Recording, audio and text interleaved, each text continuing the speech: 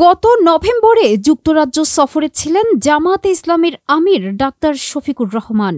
যুক্তরাজ্যের লন্ডন সফরকালে জামাত আমিরের সাক্ষাৎকার নিয়েছিলেন আল জাজিরার অনুসন্ধানী সাংবাদিক জুলকারনাইন শায়ের।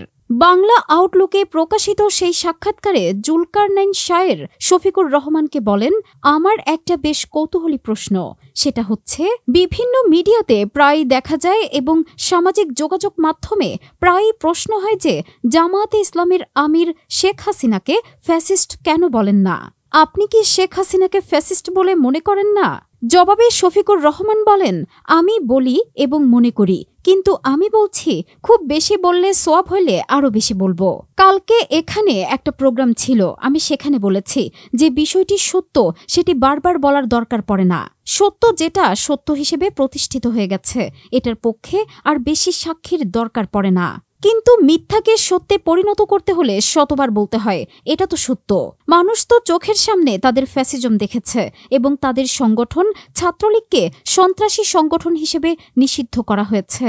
সন্ত্রাসী মানে এটা ফ্যাসিস্ট, তারা আত্মস্বীকৃত ফ্যাসিস্ট। তারা বলেছে না, এই আন্দোলন দমানোর সময় এদেরকে ঠিক করার জন্য ছাত্রলীগ যথেষ্ট এবং আমরা ছাত্রলীগকেই দায়িত্ব দেব।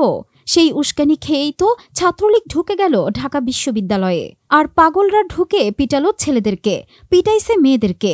এদের তো হুঁশও ঠিক নাই। তো সেই রকম একটা দলকে আপনি কি বলবেন ফ্যাসিবাদী ছাড়া?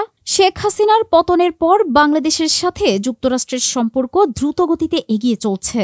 সম্প্রতি যুক্তরাষ্ট্রে ভোট হয়েছে, ডোনাল্ড ট্রাম্পের দল জিতেছে। এই বিষয়টি আপনি কিভাবে দেখছেন? এই বিষয়টা বাংলাদেশের জন্য ভবিষ্যতের শঙ্কার কোনো কারণ হতে পারে কিনা? শায়েরের এমন প্রশ্নের জবাবে জামাত আমির বলেন, আমি মনে করি আমেরিকা অন্যান্য দেশের মতো আমাদের একটি বন্ধু দেশ। আমেরিকার গণতন্ত্রের একটি ঐতিহ্য আছে। বাংলাদেশের গত 15.5 বছরের গণতন্ত্র নিয়ে তারা হ্যাপি ছিল না। তারা বিভিন্ন সময়ে তাদের উদ্বেগের কথা জানিয়েছে, কিন্তু সরকার এগুলো কানে তোলে নাই, বরং আমেরিকা নিয়ে নানা উপহাস করেছে। সেটা আমেরিকা আর আওয়ামী লীগ গভর্নমেন্টের ব্যাপার। আমেরিকা সারা দুনিয়ার ব্যাপারে খোঁজখবর রাখে। একটা দেশে আমেরিকা চাইবে স্বাভাবিকভাবেই শান্তি শৃঙ্খলা বজায় থাকুক, তাদের বন্ধুটা ভালো থাকুক। আমেরিকার কাছে আমরা এটাই প্রত্যাশা করি। সব দেশের সরকারের কাছে পার্টিকুলার কোনো দলের সাথে কারো কোনো সম্পর্ক হবে না। সম্পর্ক হবে সরকার টু সরকার, সম্পর্ক হবে জনগণের সাথে জনগণের, সম্পর্ক হবে জনগণের সাথে সরকারের। এবং আমরা আশা করতে চাই, ডোনাল্ড ট্রাম্প প্রেসিডেন্ট ইলেক্ট হওয়ার পর আমরা তাকে শুভেচ্ছা জানিয়েছি এবং আমরা এটাই আশা করি সব জায়গায় তিনি গণতন্ত্রের শাসন প্রতিষ্ঠায় গুরুত্বপূর্ণ ভূমিকা পালন করবেন। যখন থেকে তিনি তার অফিসে বসবেন, আমরা সেভাবেই আশা করছি তাদেরকে দেখব এবং বাংলাদেশের জনগণ তাদের নিজস্ব ব্যাপার ডিসাইড করবে। এটাই সব স্বাধীন দেশের জন্য সম্মানজনক।